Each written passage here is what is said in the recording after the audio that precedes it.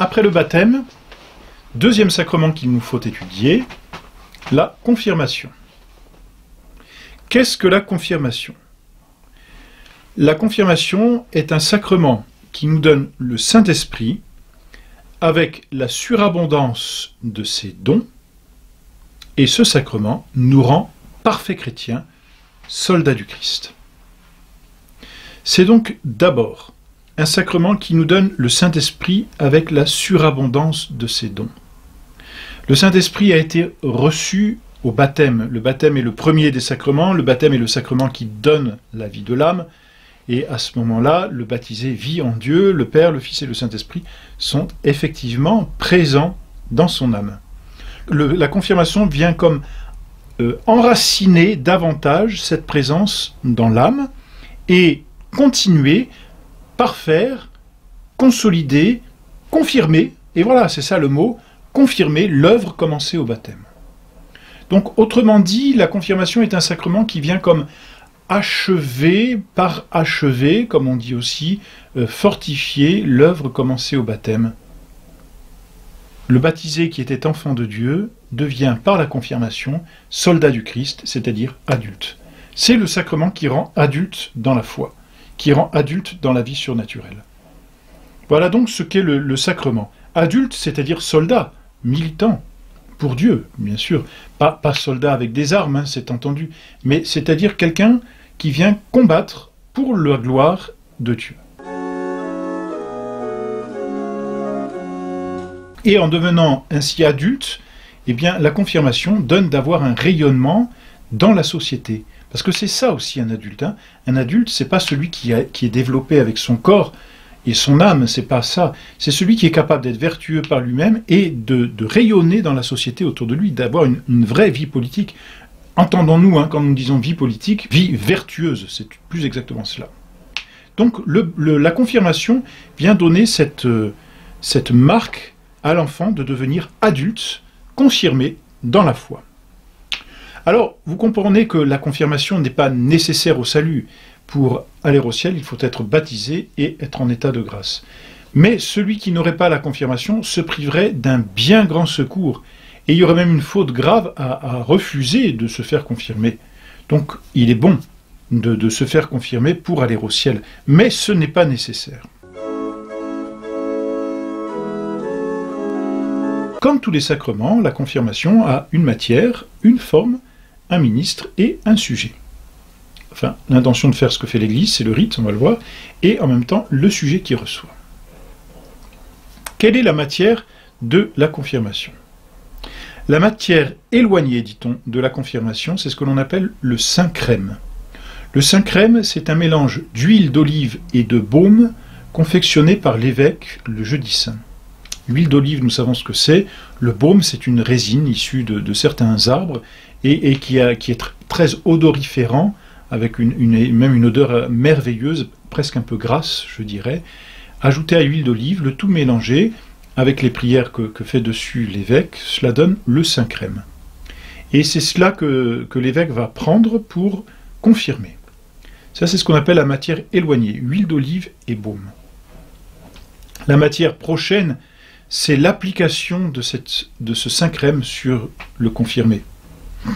Alors cette application, elle se fait sous forme d'onction, c'est-à-dire en faisant un signe de croix, lequel signe de croix se fait par l'imposition de la main de l'évêque. Autrement dit, lorsqu'un évêque confirme, il pose sa main sur la tête de l'enfant, du confirmé, pardon, de celui qui est enfant dans la vie surnaturelle, il pose sa main et par cette imposition de main, avec son pouce, il fait un signe de croix sur le front de celui qu'il confirme, et ce signe de croix, il le fait au Saint-Crème.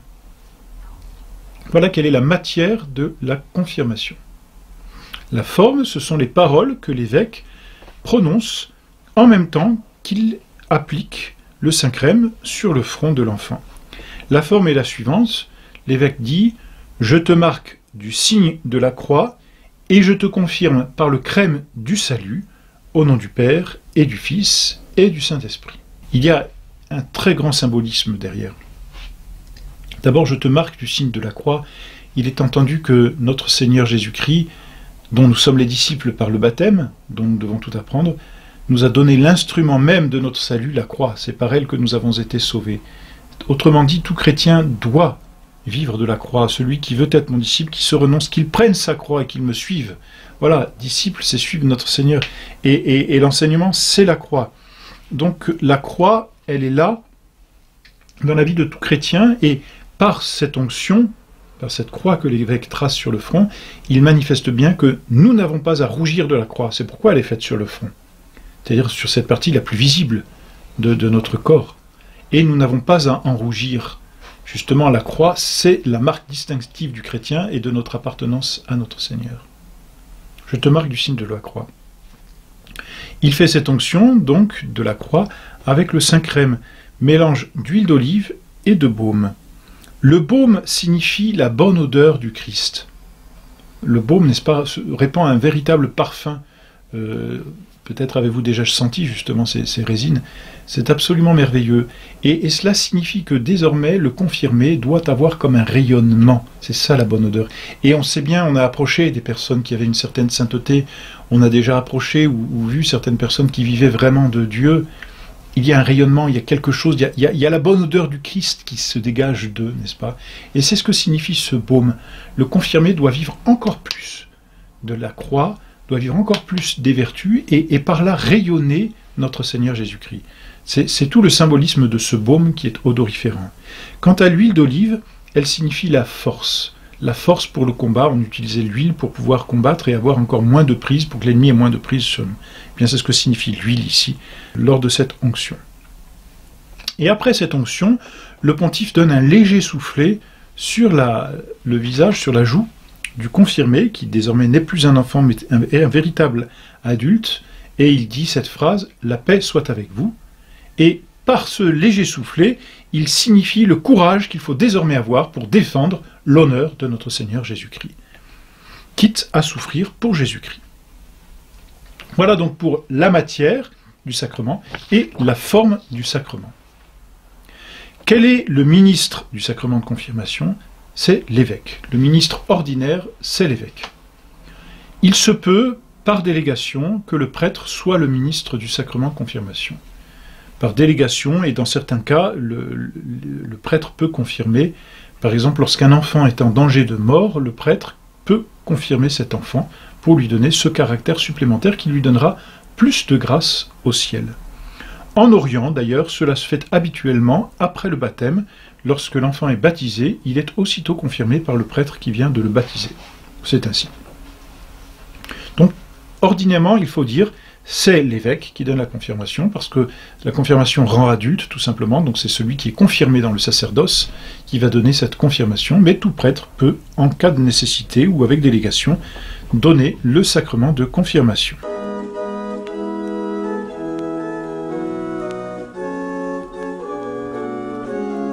Quant à celui qui doit recevoir la confirmation, le sujet, c'est le baptisé. Il faut être baptisé pour être confirmé. C'est entendu. En Orient, vous voyez, le baptême suffit.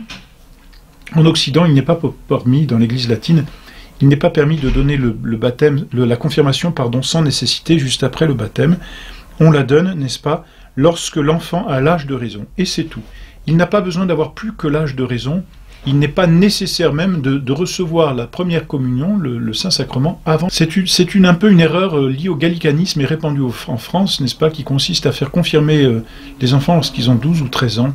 C'est parfois retardé un peu inutilement. Bien sûr, pour être confirmé, l'enfant qui est confirmé devient adulte, donc il doit être instruit des principales vérités de la foi. Mais voilà, il doit être instruit des principales vérités de la foi. Ce sont les mêmes vérités que l'enfant doit savoir pour pouvoir recevoir notre Seigneur Jésus-Christ et nourrir son âme.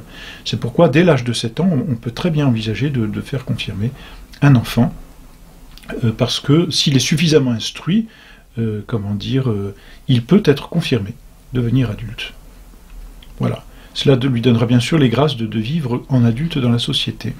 Ordinairement, on donne souvent le sacrement. Alors ordinairement, de fait, on donne le sacrement de confirmation après la première communion, c'est-à-dire 1 an ou 2 ans après la première communion, le temps que l'enfant approfondisse, surtout aujourd'hui où parfois pour certains il est plus difficile d'avoir accès à toutes les vérités du catéchisme, le temps qu'il approfondisse toutes les vérités de son catéchisme, tout simplement.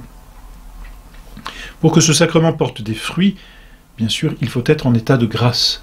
Celui qui reçoit la confirmation sans l'état de grâce, baptisé mais sans l'état de grâce, reçoit validement la confirmation, il est confirmé, mais cette confirmation ne portera pas de fruits en lui tant qu'il ne se sera pas confessé, c'est entendu. Alors quels sont maintenant les effets de la confirmation ? L'effet de la confirmation vient augmenter la grâce sanctifiante. Augmenter, ça veut dire l'enraciner davantage dans l'âme, et par là, elle donne une effusion abondante du Saint-Esprit, comme une activité, encore plus grande du Saint-Esprit dans l'âme du confirmé. Ça, c'est le premier effet de la confirmation. Deuxième effet, la confirmation imprime dans l'âme, comme pour le baptême, un caractère indélébile qui donne au chrétien, qui rend le chrétien parfait. Chrétien, soldat du Christ, c'est-à-dire qui lui donne la capacité d'avoir un rayonnement dans la société et auprès de ses contemporains. Et puis le troisième effet du sacrement de confirmation, c'est une grâce de force pour la foi et pour, être fidèle au don du Saint-Esprit. Cette force de confirmer, c'est la même chose, hein. Confirmer, c'est fortifier, c'est exactement la même chose. Cette force de pouvoir témoigner de sa foi dans le monde. Quand on parle de la confirmation, on parle donc de l'effusion abondante du Saint-Esprit et de ses dons. Qu'est-ce que les dons du Saint-Esprit? On l'a déjà vu dans une autre leçon de notre catéchisme. Mais les dons du Saint-Esprit, ce sont ces qualités de l'âme qui rendent l'âme docile aux inspirations du Saint-Esprit. On compare habituellement, et c'est vrai que c'est une comparaison très juste, les dons du Saint-Esprit au voile d'un bateau. Il n'y a juste qu'à attendre le souffle qui va pousser le bateau par la voile. Contrairement aux vertus qui sont comme les rames par lesquelles on agit soi-même, les dons du Saint-Esprit sont comme ces antennes qui vont capter les inspirations du Saint-Esprit. Ils sont au nombre de 7. La sagesse, l'intelligence, le conseil, la force, la science, la piété et la crainte de Dieu. Voilà donc pour les 7 dons du Saint-Esprit qui sont donnés non pas pour la première fois, les dons du Saint-Esprit étaient présents dans l'âme du baptisé, mais qui sont donnés avec surabondance, avec un plus grand enracinement dans l'âme du confirmé.